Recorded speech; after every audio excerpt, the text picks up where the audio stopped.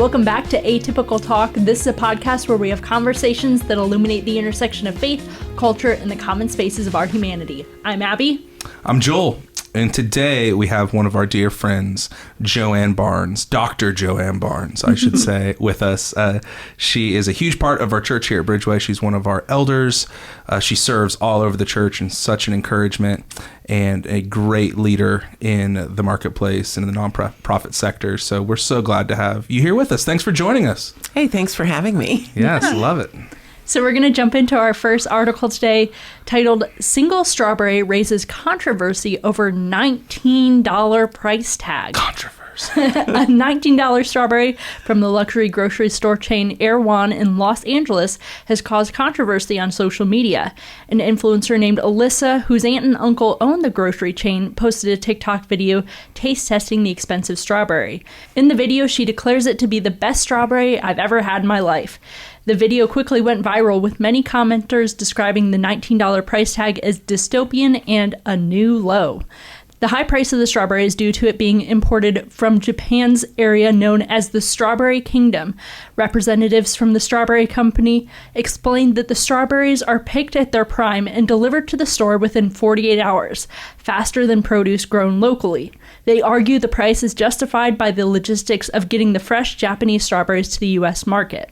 The controversy even led late-night host Jimmy Kimmel to sample the expensive fruit on his show. Would you guys consider buying a $19 strawberry knowing how much work went into getting it to the grocery store and all of that crazy stuff? Oh, no way. No way. Because I wouldn't want to eat it at that point. I'm like, $19? I just want to look at it. Right.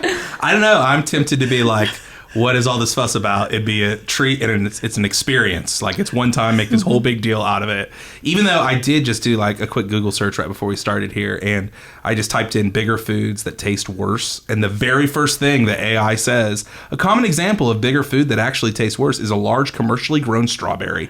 The very first thing it says, because there's something about like during the breeding of the strawberry, it can often lead to less fruitful flavor because it's bigger. Now, this one sounds like it tastes delicious, but just because it's bigger doesn't mean it's better. Right. But I kind of want to try it. I just want to be like, this sounds like an experience. Yeah. Just me. And also, to me, watching the video, it looked wasteful because it came in this like thick plastic packaging it's wrapped in for gold. A single strawberry. So it felt like a little wasteful, a little dystopian, like they were talking about. What did you guys think about reading this article and hearing about all this? What a time to be alive. Like that we can make a monstrous fruit and an event and an experience. Yeah. And, just like eggs, everything's so affordable, he said sarcastically in that way. But it's wild. I mean, it is being sold in Los Angeles, so who knows? Maybe $19 isn't crazy for a single strawberry. Yeah, I'm sure there's somebody saying that, Yeah. I'd rather have chocolate. Yes. So what was the first big purchase that you made, maybe after moving out of your parents' house or after your first paycheck? Joel, what about you? Well, it took multiple paychecks, but I remember the very first thing that I actually had to like save up for a really long time was a Taylor brand acoustic guitar. It was a very nice acoustic guitar, and I got like the mid-level. I didn't even get the most expensive kind of models, but I just remember thinking for months squirreling away money, and so I could get this guitar that I thought, man, this guitar would make me a real musician if I held that guitar with that name on the headstock. Didn't quite work that way, but I do remember it was the first thing I had to really wait for, and beyond that, the very first thing I felt like I ever had to save for and spend money on that was not directly just like for me to experience was an engagement ring. And that was a big one too, because it was like every week putting away. And this wasn't something that I was ever going to wear, but it was well worth it, babe, if you're listening. What about you, Joanne? My first big purchase was a used car, but it was the best used car ever. A 1963 Chevy Impala, white with red interior. Oh, with the way you're talking seats. about it. Oh, yeah. It's romantic the way you're talking about it, right? I was in love with that car, yes. And it was so hot. Yeah. That's incredible. What about you? So when I first moved into my senior year of college, me and my friends rented a house. So when we moved into that house, I decided to be a little rebellious, and I got a hamster because my mom hates rodents, and so I could never have a hamster. And then when I was living on campus, I couldn't have pets at all, but I got a hamster. His name was Maximus, and he was a great little guy. He was mean, though. Yeah, great little guy, mean. And he never got out. Did you kill him on accident? I hear these stories often. So when I moved into my first solo apartment, he got out and found the mousetrap behind the fridge. Oh, what a way to go, Maximus. I was crying for days after that. Oh, my gosh. Yeah. You're like, all that money, all that saving. Yeah. That's awesome. So our second topic today, it's the big one. It's the big topic, yes. right? You know, Bigger than a strawberry. Second bigger final. than a $19 strawberry. Yes. This is where we're going. Yep. It's a CNN article titled, "What is DEI and why is it dividing America?" President Donald Trump made an executive order banning efforts such as environmental justice programs, equity initiatives, and DEI considerations in federal hiring. The White House also ordered employees of federal DEI and accessibility offices to be put on paid administrative leave. Amid the rising right-wing pressure, U.S. workers in November viewed DEI more negatively than they did the prior year. While 52% said focusing on increasing DEI was mainly a good thing, 21% said it was a bad thing, a 5 percentage point increase from 2023, a Pew Research Center survey found. Still, 52% of employed U.S. adults said in 2023 they had DEI trainings or meetings at work, and 33% said that they had a designated staff member who promotes DEI, a Pew survey that year found. Critics say DEI programs are discriminatory and attempt to solve racial discrimination by disadvantaging other groups, particularly white Americans. But supporters and industry experts insist the decades-old practice has been politicized and is widely misunderstood. So we wanted to have Joanne on to have this conversation because of some of her background, some of her expertise, some of her education, to give hopefully a much more nuanced conversation, a less sensationalized conversation around DEI initiatives. And then hopefully as well, we want to bring, if you're listening and you're a follower of Jesus, we want to bring some spiritual wrapping to this to understand where this thinking and ideology might line up with the way of the scriptures, the way of Jesus. Where could there possibly be some tension points in those conversations as well? So, Joanne, thanks again for being with us. And why don't you give us just a little bit of your background and sort of how you came to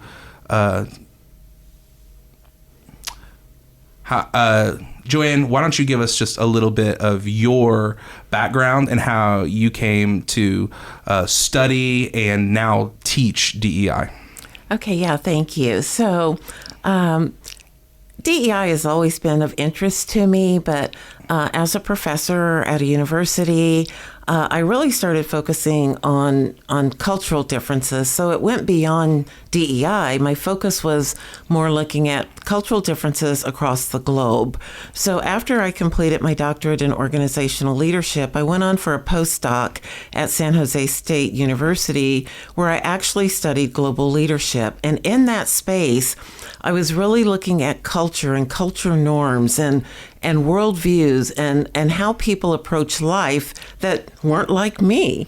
And in doing those studies, what I found out is that there was so much that I could apply in cross-cultural global learning that would actually apply to DEI. So I got involved in that, and actually, I was asked by the International Leadership Association to host its first virtual DEI conference. So I chaired that. I found participants, and it was actually amazing. We did a second and a third and a fourth, and we're hoping to bring it back again. But during that space, I kept diving into the literature and talking to friends to better understand what DEI was all about and how it impacted each of us as an individual. And so from there, I've been consulting with hospitals, universities, for-profit businesses around the world, actually, to get on the page with DEI, that it's not really such a bad thing. Yeah, and we know there's just a lot of fear around DEI. There's a lot of other ideas that are attached to what DEI is, maybe leaning into one political ideology or the other. So we're hoping just to have a broader, wider conversation about what it actually is and what it isn't, and maybe things that we can learn from it as well. Yeah.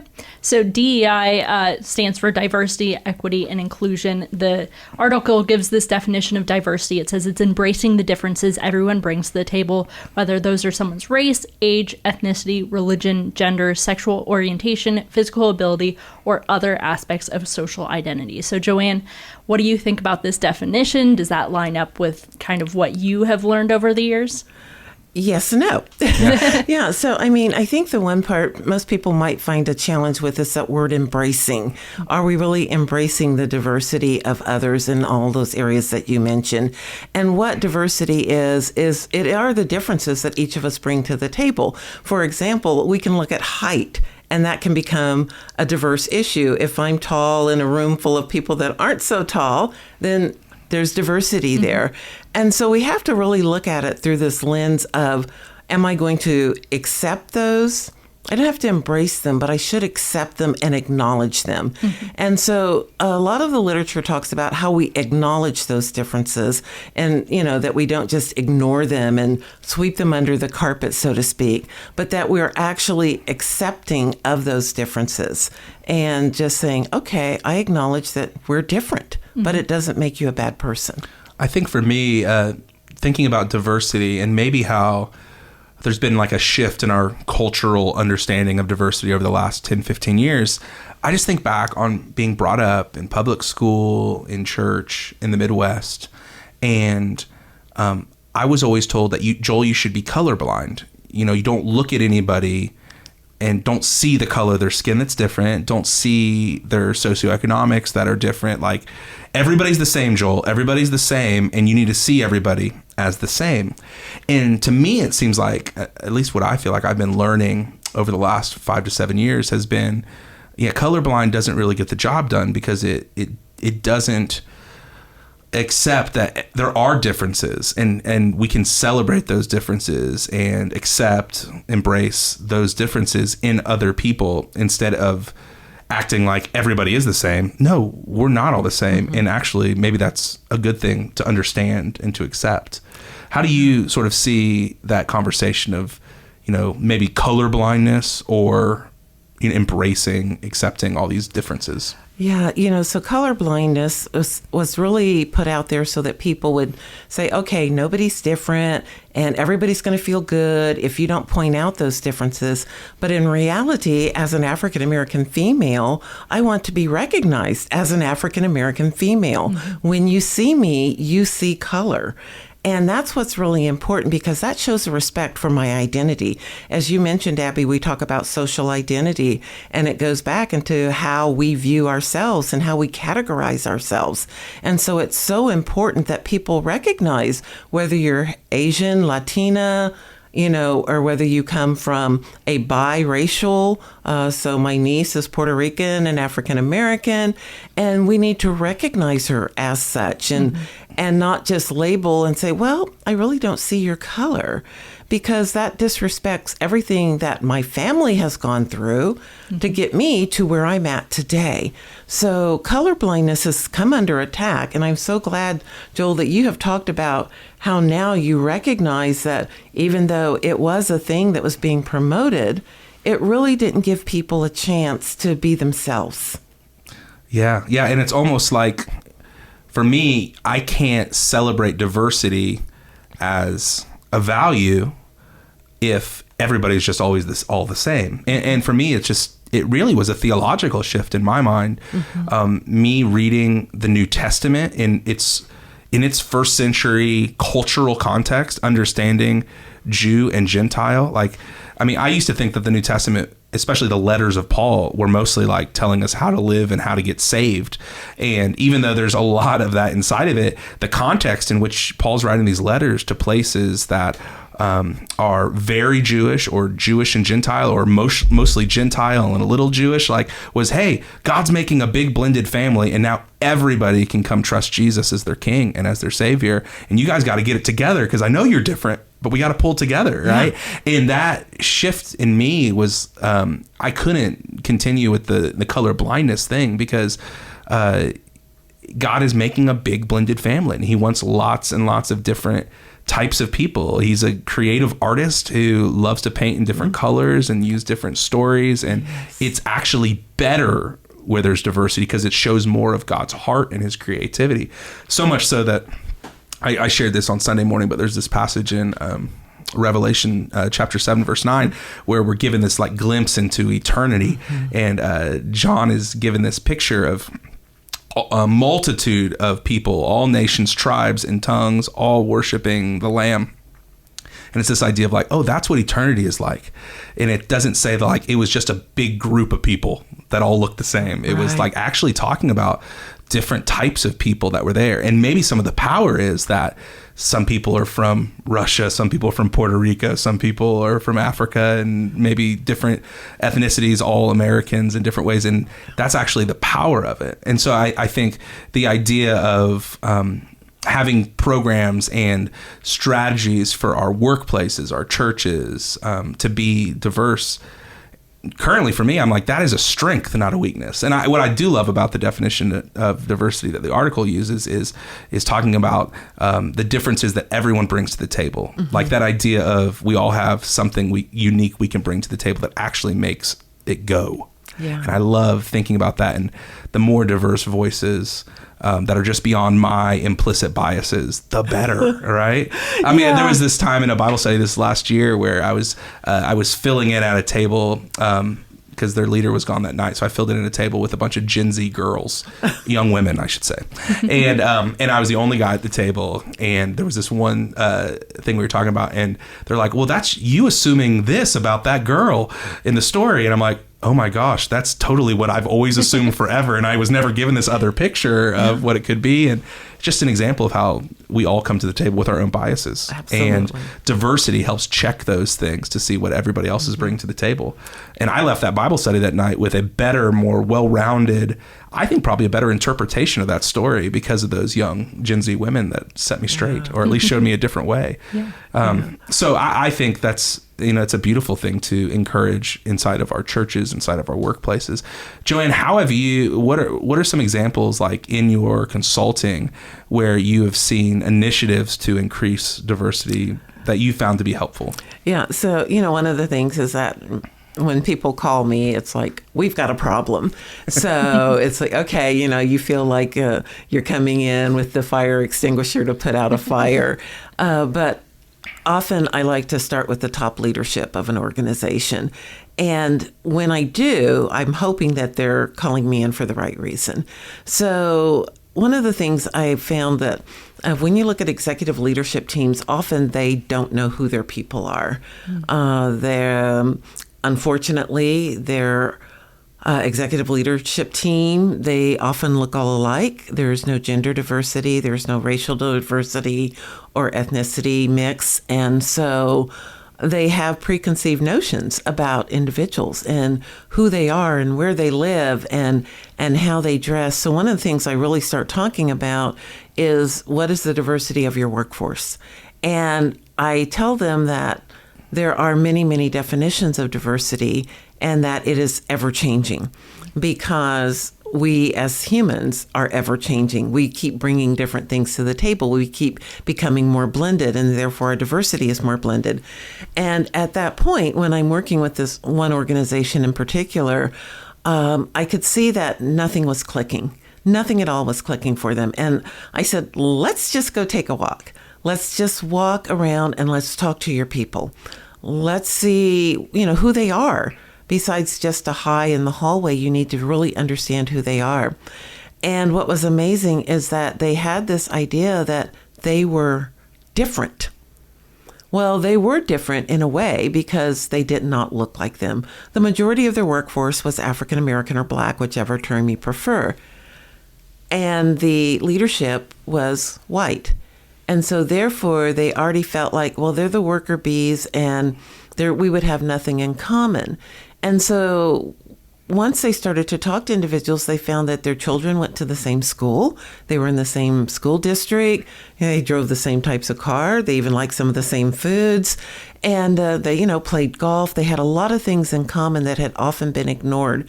So even though you were finding commonality, they were also seeing that diverse individuals don't have to be so different that you cannot have a relationship with them. And that was the takeaway is now, how do we build that relationship? How do you take those conversations that we just did in this 15-minute walk around and expand them into something that's weekly? And how do you better yourselves by knowing other individuals? And that's one of the things that we have to do, knowing that all of us are different and unique, but we also have similarities. And there's an exercise that I love to do where I bring in different photos of different things and I put them on posters, and then I give everybody stickers of different colors, and I ask them to go put stickers on everything that they've done or they'd like to do or food that they'd like to try. And nobody knows who has what color stickers because we're doing them very, discreetly. And then we do this great reveal, which is like, well, who said that they like to go camping, And they look around and they start to say, wow, I didn't know that about you. Let's talk some more.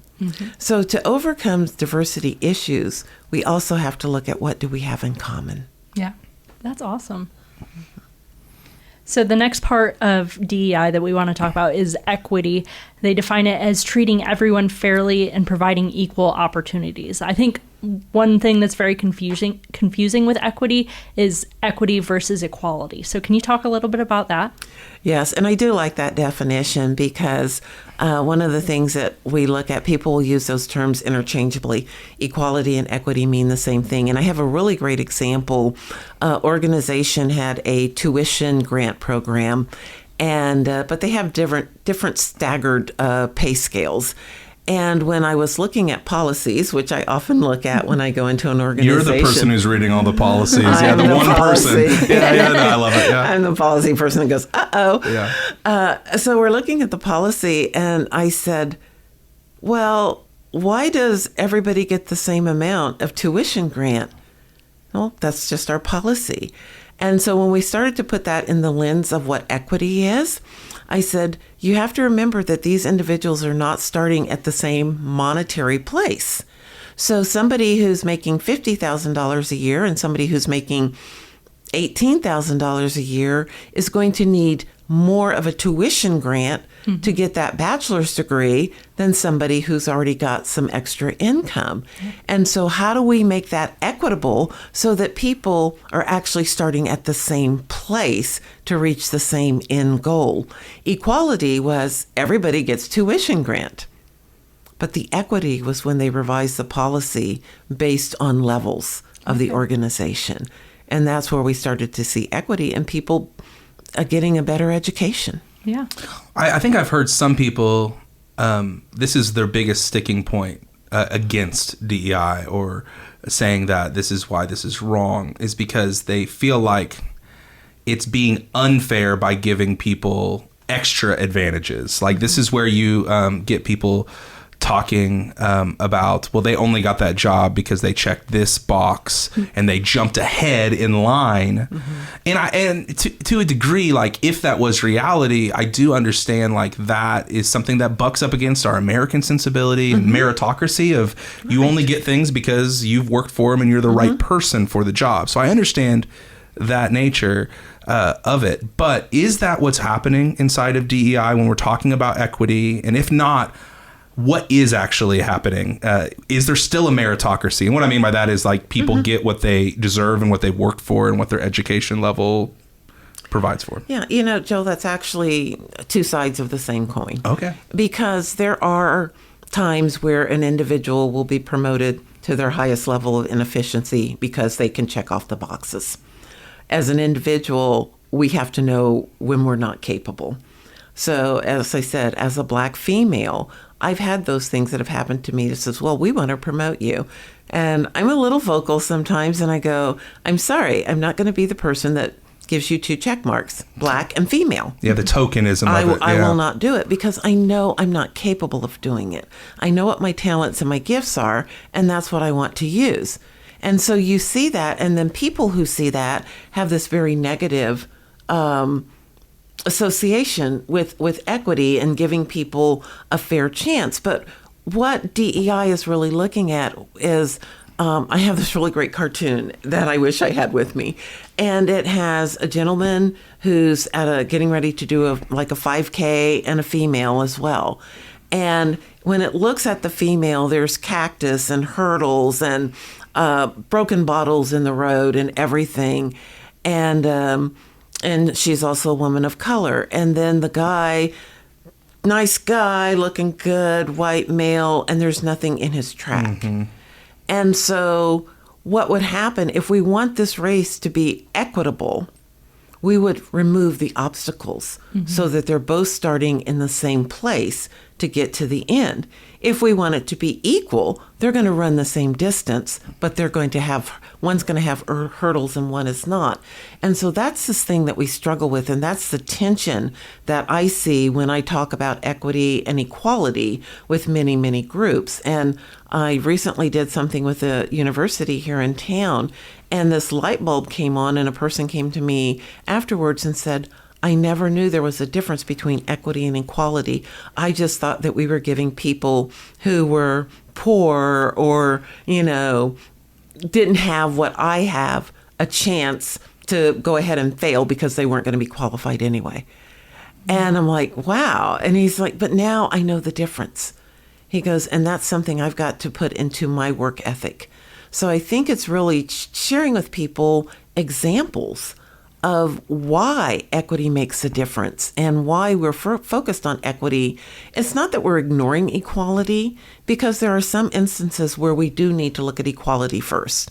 If everybody comes in and everything is equal, then you start to measure these things that make them diverse. Education level, various languages spoken, and those types of business skills. But when everybody isn't coming in with the same, that's where we bring in equity to make it a level starting point. I think one of the things I remember my mom teaching me as we were growing up that stuck with me forever, and now it plays out almost weekly in my life and in my work, is that not everybody was born on third base. Understanding that their starting place is different, and there are potholes and things in the way, or tools, soft skills, tools that they were never given, and no fault of their own, because it was their parents that handed it to them or didn't hand it to them, that are maybe not even born on first base, but born in the parking lot. Right. And the way I'm hearing you talk about equity is more of the leadership task of making sure that we give people opportunities to start at the same place, and doing the work of understanding that we're going to be better and stronger with different kinds of people at the table, and we might need to do a couple things to make sure they can start at the same place, to give them equal opportunities to actually seize what they might want or what they can do.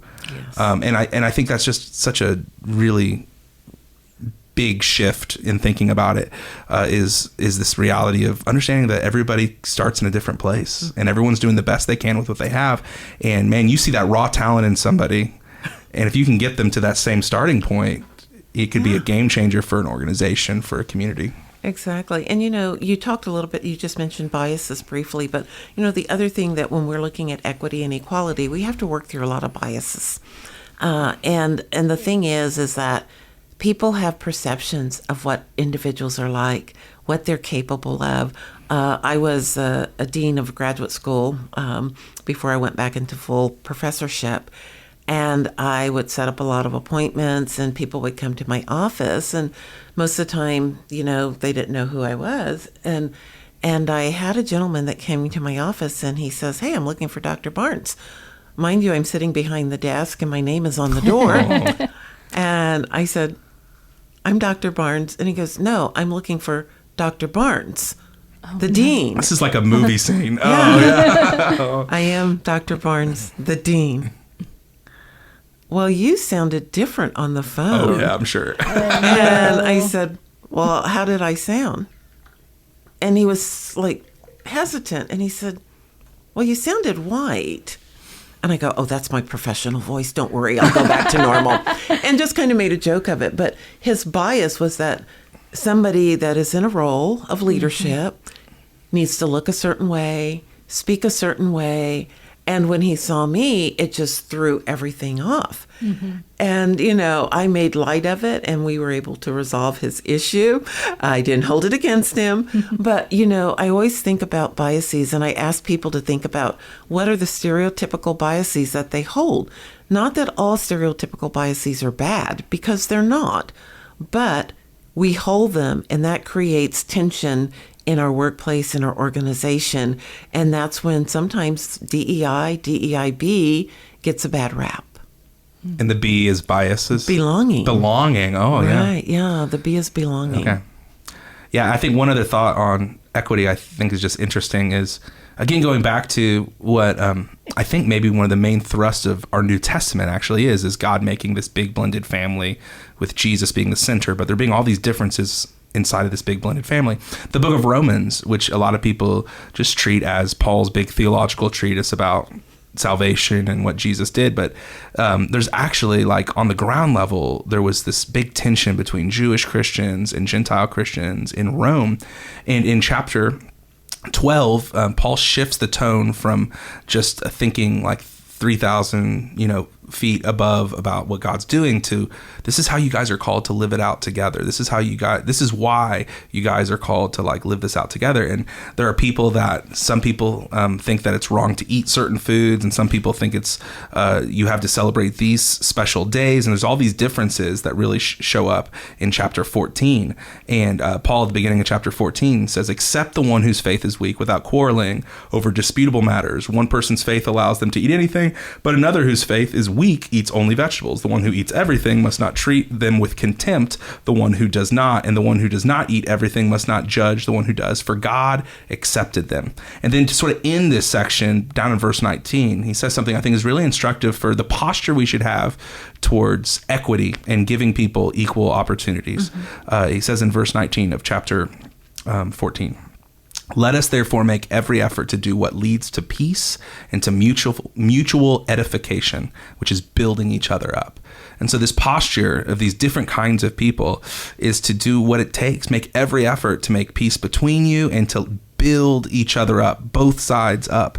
And understanding that we all start in different places that means some of that work is to bring others up to the starting line who were not born on third base, but born on first base in the parking lot. And so this is part of our call, is to give people those equal opportunities for success by reaching them where they actually are. And what do we see in the story of God if we don't see a God meeting people exactly where they are and lifting them forward? That's the story. So equity is, I think, it can be held as a deeply Christian idea. And I just want to say, Joel, that because I do this work globally, when I'm in Europe, they actually put equity first. It's EDI. So they put a lot of focus on the equity of individuals and bringing that forward. And so, sometimes it's just taking a mind shift of where do we want our priorities to be?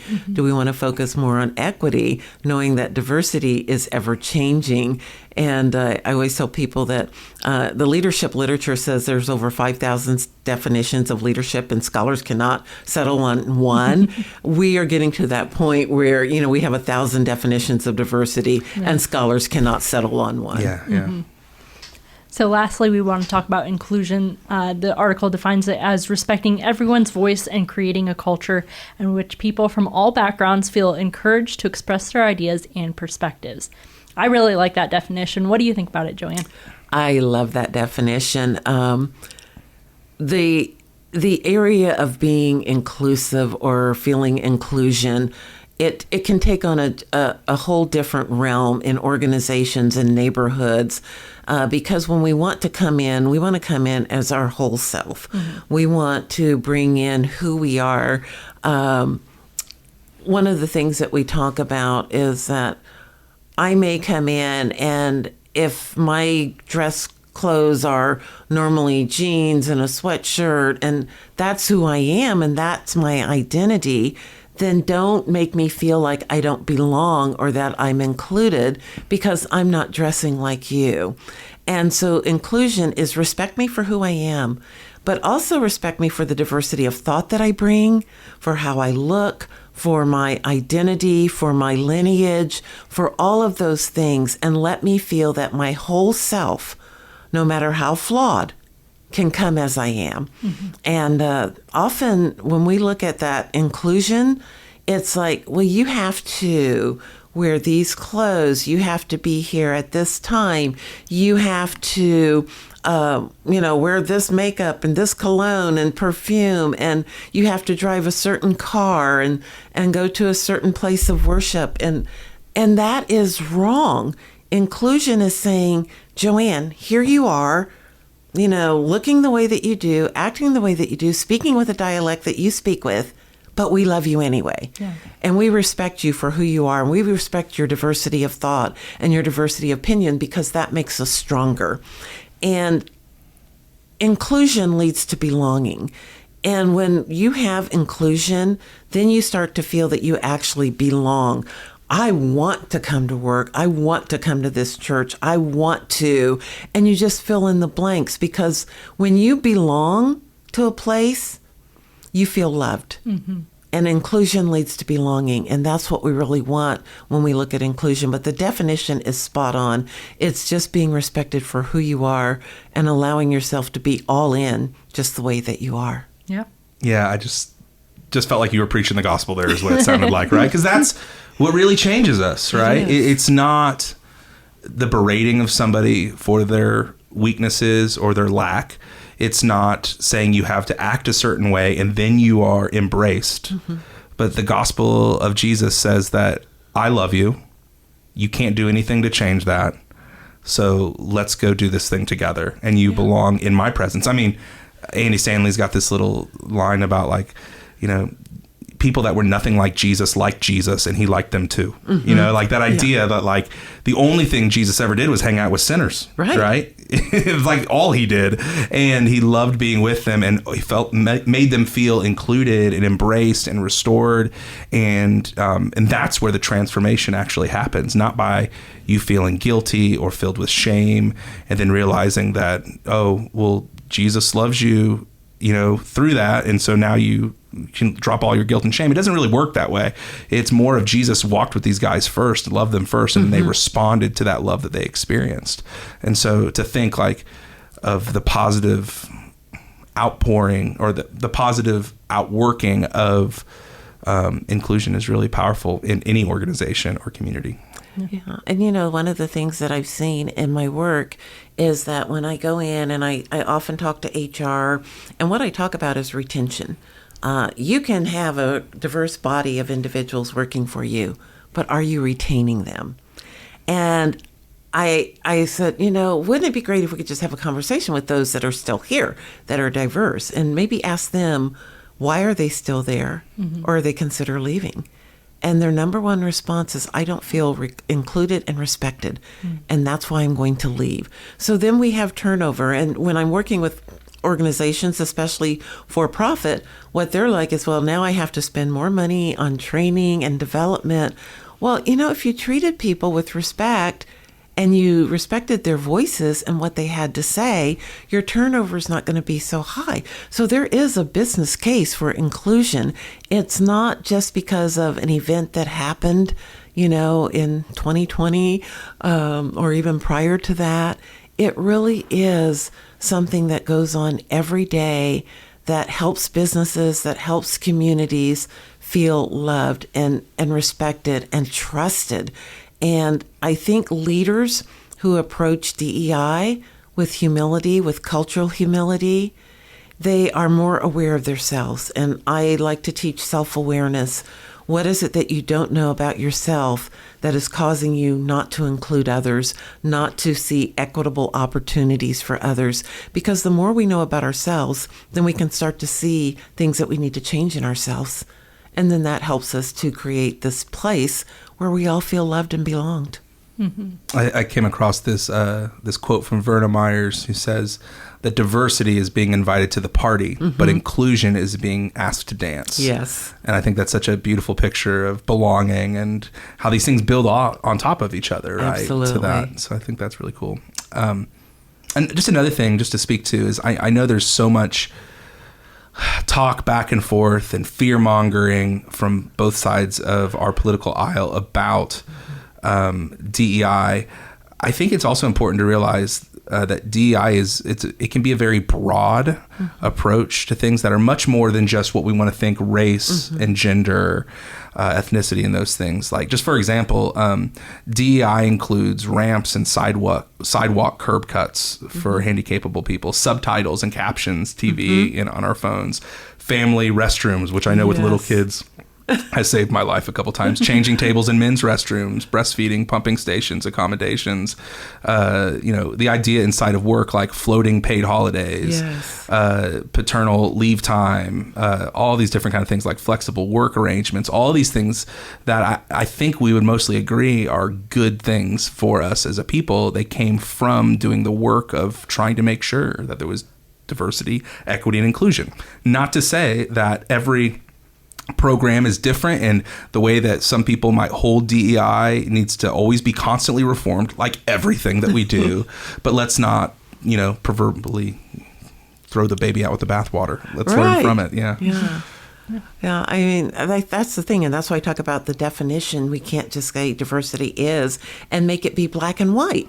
We can't. And, as I talked about, neurodivergent individuals and what they need, especially adults, how do we make sure that when they go into the workplace, they're being cared for, they're being respected and loved and valued without being shamed because of what they're, for what they're doing, their neurological condition, or individuals that have suffered through post-traumatic stress disorder. There's so many things that we aren't sensitive to, and that's a part of our diverse universe that we live in. And one of the things, a little bit of side promotion here, is I was the lead editor for a book called Inclusive Leadership, Equity, and Belonging in Our Communities. And it is on Amazon. Yeah, we'll link that in the show notes for sure. Yeah, it's really fascinating. But it's an edited volume of diversity, equity, and inclusion and belonging. And there's some things about what we need, and it's written with a global lens so that we can say it's not U.S.-centric or Indiana-centric, but what do we need in the world today in order to let us all come together? And I think that's one of the important things that we have to look at now. Yeah. Well, thank you so much for joining us today, Joanne. That was awesome. Yeah, really appreciate it. We've loved having these conversations with you. Well, thank you for having me. It's been a pleasure. Well, that's it for this episode of Atypical Talk. If you have any topics or questions, you can send those to atypicaltalkpod@gmail.com. You can follow us on Instagram, Facebook, and TikTok at Atypical Talk Pod. And make sure to subscribe on your favorite podcast platform to get updates when new episodes go live. We hope that these conversations today have helped you think wider, love deeper, and partner with God to bring the up there down here in your everyday life. Thanks for listening.